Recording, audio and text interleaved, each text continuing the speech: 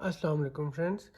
जैसा कि आपको पता है कि एफआईए के एग्ज़ाम शुरू होने वाले हैं 13 दिसंबर से। असिस्टेंट और असिस्टेंट से जो नीचे पोस्ट हैं उन सब के लिए एग्ज़ाम शुरू होने वाले हैं और इसके साथ साथ एफपीएससी में भी असिस्टेंट डायरेक्टर और इंस्पेक्टर की जॉब्स अनाउंस हुई हैं एफआईए में। तो उसके लिए मैं तैयारी कर रहा था और कुछ इंपॉर्टेंट एमसीक्यूज़ थी जो कि मैं गो थ्रू कर रहा था, तो मैंने कहा वो आपके साथ भी शेयर कर लूँ। तो स्टार्ट करते हैं। सबसे पहले है Liaquat Ali Khan join Muslim League as member in 1923। उसके बाद है Liaquat Ali Khan was born in 1 October 1896। और उसके बाद है Liaquat Ali Khan won the central legislature election in 1945 to 46। ये भी याद रहे कि ये भी आ सकता है एमसीक्यू में। And was given the portfolio of finance. उसके बाद है he presented the objective resolution in the Legislative Assembly. The House passed on 12 March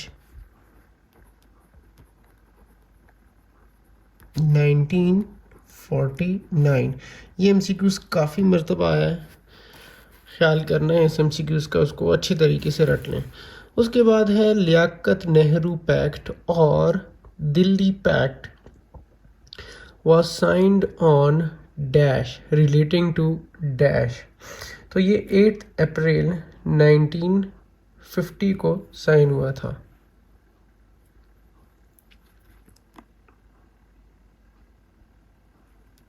eight April 1950 को साइन हुआ था और रिलेटिंग टू रेफ्यूजी प्रॉब्लम। उसके बाद है Liaquat Ali Khan was assassinated on dash. बहुत इंपॉर्टेंट एमसीक्यूज़ है। आई डोंट नो, मेरे ख्याल में एमओडी में या पता नहीं किसी एक एग्ज़ाम में आया था और उस टाइम मुझे नहीं आता था। तो ये है 16 अक्टूबर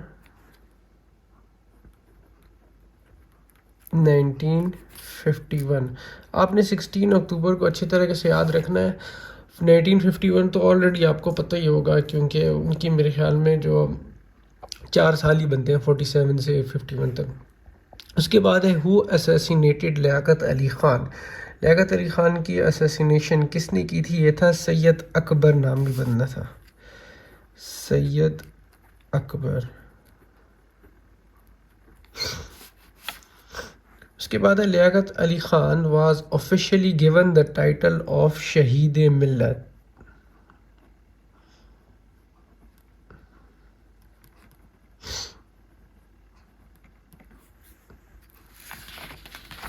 पेज नंबर 2 पे चलते हैं।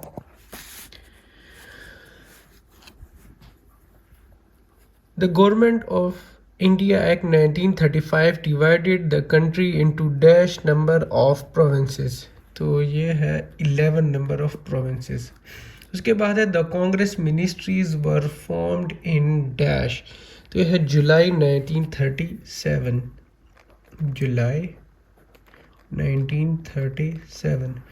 उसके बाद है Hindi was declared national flag in dash. ये भी जुलाई 1937 में हुआ था। और आपने ये भी साथ याद रखना है कि कांग्रेस का जो फ्लैग था उसको स्टेटस दिया था कि वो नेशनल फ्लैग होगा, वो भी 1937 में था। उसके बाद in how many provinces the Congress formed government in. Total कितनी प्रोविंसेस थी जिनमें कांग्रेस ने गवर्नमेंट बनाई थी? वो थी 8।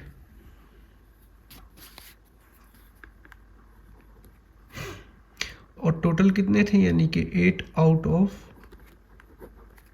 11। उसके बाद है how many seats were won by the Congress out of 1771 seats. Total इन्होंने 750 सीट्स जीती थी, 750। उसके बाद है how many seats Muslim League won in 1937 out of 491।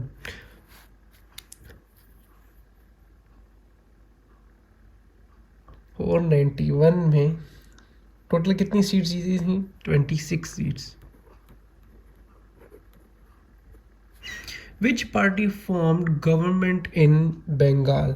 तो प्रजा कृषक पार्टी, पी राजा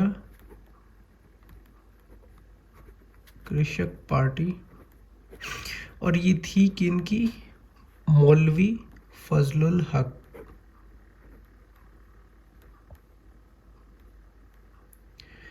फजलुल हक।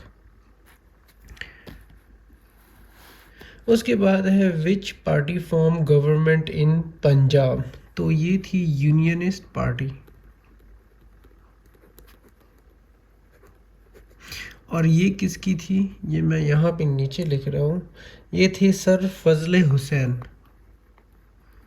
फजले हुसैन। और सिंध में पार्टी किसने बनाई थी? सॉरी, सिंध में गवर्नमेंट किसने बनाई थी? तो वो थी यूनाइटेड पार्टी।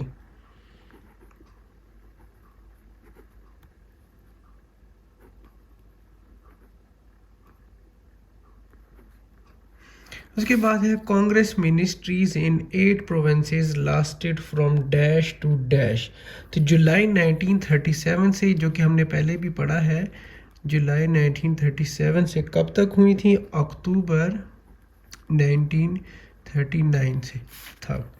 अच्छा, फिर नंबर 19 पे है when did Jinnah declared a day as a day of deliverance?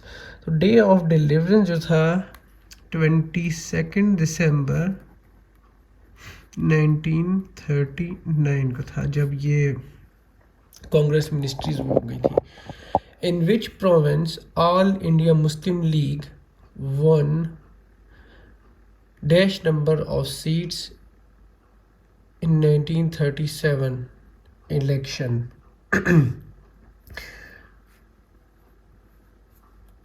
Largest number of seats in 1937 election. अच्छा, ये कह रहे हैं कि ऑल इंडिया मुस्लिम लीग ने largest number of seats election में वो की थी, तो वो कौन सा प्रोविंस था? तो ये था यूनाइटेड प्रोविंस, इसको यूपी कहते हैं, यूनाइटेड प्रोविंस, यूनाइटेड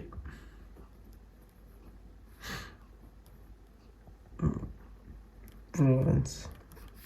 इंशाल्लाह और मज़ीद MCQs इस तरह के डिस्कस करेंगे डेली इंशाल्लाह, जब तक एग्ज़ाम चलता रहेगा।